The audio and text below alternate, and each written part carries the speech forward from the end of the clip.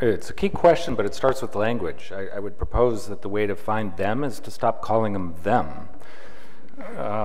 You know, I think that we need to be working with young people to help young people. I think we need to stop calling people high risk, because high risk itself is a stigmatizing term. It's the person who gets labeled as the risk. It's not the person, it's HIV. The person's trying to avoid that, or trying to be in love, or trying to make friends, or the person has an agenda which is perfectly decent and human. It's just that HIV is creating a hazard. We need to start talking in ways that allow it to be clear that we like the people and that we understand that they like sex. Mike. I just think that the situation in South Africa, Helen demonstrated many years ago with her colleague Audrey Pettifor, and it's been demonstrated over and over again, of tremendously rapid acquisition in young women, and that have not been served well by the research to date. And Helen, I think, has embraced a program of discovery to try and understand whether some socially acceptable use of contraception for these young women, because one of the issues is, are they getting pregnant and not recognizing their pregnancy, having missed abortions? And the other issue is using PrEP in that population to bridge them. Here it's a very special situation. Here we talk about bridging all the time. These are young adolescent women who would have every opportunity to get better education and have much better sense of the world and be bridged. And I think Helen's embraced that, I think, very dramatically in a meeting 2 days ago. I just think for the networks and for the kind of research we're capable of doing, that should be a tremendously high priority, and I would endorse that. Great, thanks. Craig. Yeah, I'm Craig McClure. I coordinate the treatment and care program at WHO in the HIV department with Gottfried. And I promised Renee that I would start my question as a white man by saying, I have a question for the first, second, third, fourth, fifth, and sixth white man from the left and the first white man from the right. See? I did it. I think it would be very useful to have many more female voices in this debate and many more voices from people in the global south. I'm not looking for applause there. It's been a really intense debate this week, and very interesting and fascinating and exciting science, as everybody has said. What struck me listening to Sue Kippax this morning, who presented in the plenary on, really it was on how people, the effectiveness of putting efficacious tools into the world depends on the social and cultural context in which people are able to choose them one way or the other. And it reminded me of where WHO started when it began to develop couples testing and counseling guidelines many months ago. And it was not from the place specifically of wanting to treat all positive partners in serodiscordant relationships, though that was a question posed to look at the early evidence, and that's a question when looking at the most recent evidence that obviously has a powerful, yes, early treatment works in serodiscordant couples to prevent HIV infection. But the purpose of the development of the guidelines was really to shift programs to encourage couples to come forward together, to be offered testing and counseling, to be supported by a third person, to help make choices about all the interventions that are available to them, and to help couples begin to have a dialogue about their sexual lives, about their their fertility choices. And I think 2.5 decades of evidence about the importance of couples testing and counseling was finally coming to the fore in terms of global guidance to help countries shift in that direction or expand couples testing counseling guidelines. And I think even for MSM communities, whether in the rich or the north, whether we're able to be married in some countries or choose to cohabitate or simply have a regular sex partner that we don't cohabitate with, the advantages of bringing couples together, of encouraging couples together to come together and be tested, are enormous. And I think we need to remember that and think about it's the environment that we need to create for people to make decisions about what can help them prevent or treat an HIV infection that's important. And I'd appreciate your reflections on that. Would someone like to start with a reflection? No, you're absolutely correct. This was this was discussed before that.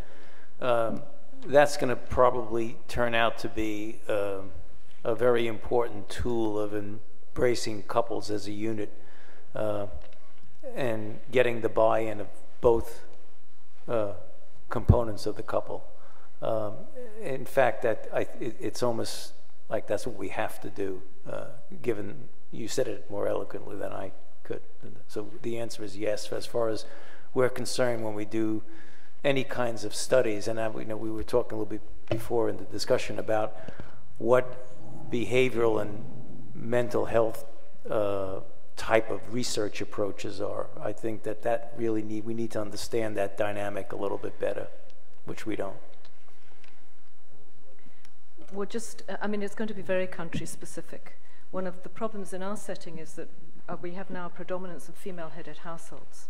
So the notion of couples is extraordinarily difficult. We've tried to get men into antenatal services, we've failed. We've tried to get men to come with women. We offer them even in clinical trial settings, we've failed.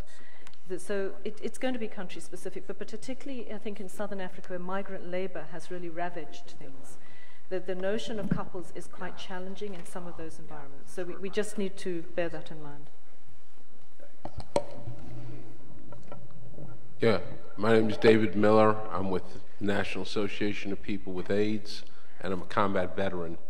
And throughout the course of this conference and most AIDS conferences, because I've got a permanent case of jet lag going to all of these, you rarely see any posters, any scientific presentations, any clinical trials, any kind of sociological intervention analysis on combat veterans who are at high risk for HIV. I come from the New York Army National Guard, 69th Infantry, 42nd Division.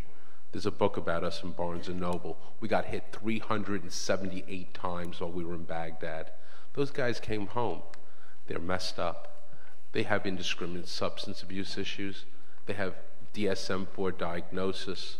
There's not one poster at this conference talking about clinical interventions on 100,000 combat veterans who have served throughout this war, or the guys over there who we fought with and fought against, or all the international veterans from England who are at high risk for HIV, hepatitis C, substance abuse, and continued mental illness, and the whole concomitancy of what goes on with that. And I'd like to find out exactly what kind of demonstration we have to put on at one of these conferences so that people start paying attention to this issue, because after 10 years of this war, and after a 5% increase of HIV infection, and after $471 million in cuts in the VA, I think my brothers and sisters who fought over there deserve a little better. And after living with this disease for 22 years and having fought in the first Gulf War, I know what the care in the VA is like, which sucks. And if anybody has any doubts, call in Paul Volberding. He'll tell you what the cuts have been like. So at some point, we've got to start taking a look at that, not just for United States veterans, not just for NATO veteran allies, but for veterans in other countries, like in Africa, who seem to have a lot of conflicts, and how that's contributing to their infection ratios, because we're talking about every other single issue possible except the role that combat trauma leads towards infection. And I just want to know why. The question is why that's not ever discussed. Why?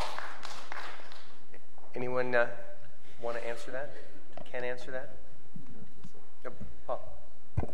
No, David, I think, and the point is well made. I think, though this, I don't think gets as far as you would probably like. The Security Council resolution that was passed at the same time as the political declaration focused very much on the role of conflict and post-conflict, and actually tried to reverse the image of soldiers in conflict. There was a big focus on gender violence and violence used as an act of war, but it was also a focus on the soldiers and focus on UN peacekeepers and trying to make them more of a positive influence in those conflict situations than the negative image that we initially had in the initial Security Council resolution in 2000.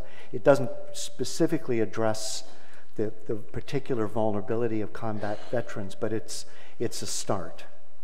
Well, my question is why it doesn't become an issue here. I mean, we deal with sex workers, and we should. We deal with African Americans, we deal with women, we deal with children, we deal with transgendered populations, and we should. How come, should we bring like 500 or 600 of us and we'll sit in the audience and then maybe we'll get attention? I don't know. But something's going to change with this. I think you've gotten our attention. Thanks. Yeah. Phil. I'm Phil Wilson from the Black Case Institute, and I've been like really so excited. I mean, since Vienna, I could explode, you know. And then with the information about PrEP, and then the information just last week, and the science here has been remarkable. And I came to this session this afternoon because the question was, you know, can we end the epidemic, you know? And I think that the science is there that says yes, we can. The question is, will we? And what I'm confused about is that in the hallways, like all week, you know, I run into people and I end up in this debate around, is it PrEP or is it treatment for prevention, or is it this or is it that? And I said to Mike earlier today that I was really glad that they put together the PrEP presentation and the treatment as prevention presentation together, you know, yesterday, because I think that was strategically smart, and that's the conversation we should have. So, I guess this is kind of a rhetorical question, is that, you know, even at this session, I don't feel like we have been answering the question. Now, I think the question has already been answered. Can we? The question is, will we?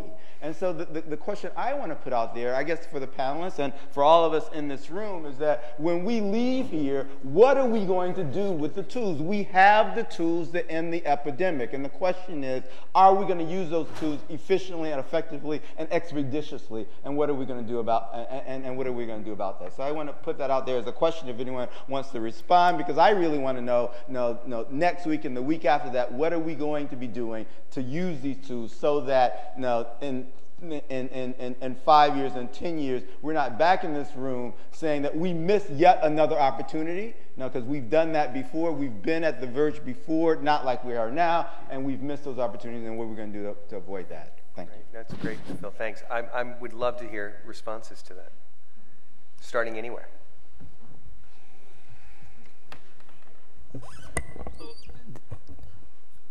Obviously, there's not an easy answer to that. Can we, if we put in the resources that would be needed to turn it around? I believe we can. Someone asked Eric and Michelle Kazachkin just a little while ago at a conference I was at about, we know scientifically we can do it. What is the policy, not the politics? And I think the policy differs from country to country about whether people in a particular region or a particular country accept the scientific data, which is what we're all about here at this meeting. And is there a policy that there's enough political will globally to end the pandemic? And will that political will be implemented? I don't have the answer to that, Phil, I don't.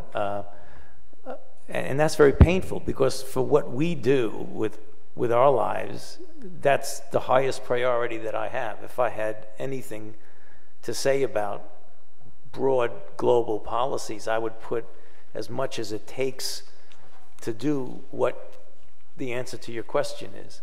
I think, unfortunately, and the reality is that not everybody feels that way. So I can't answer your question.